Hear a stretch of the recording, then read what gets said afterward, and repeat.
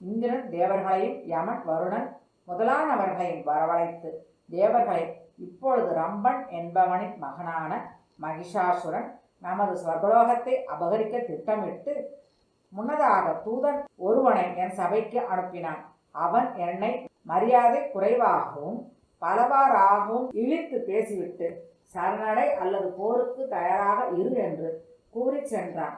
தேவர்களே, இனிமேல் நடக்க வேண்டியதற்கு உங்கள் யோசனைகளை கூறுங்கள். பகைவன் பலகீனனாக இருந்தாலும் அவனுடைய பலத்தை எளிதாக மறுத்துவிடக் கூடாது.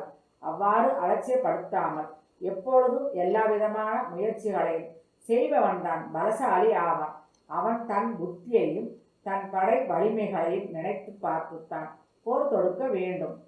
அப்படியே போர் தொடுத்தாலும் வெற்றி தோல்வி என்பது தெய்வாதீனம் ஆனது. ஒருவேளை யுத்தம் நிகழாதபடி சமாதானம் செய்து கொள்ளலாம் என்றாலும் அந்த மகிஷாசுரன்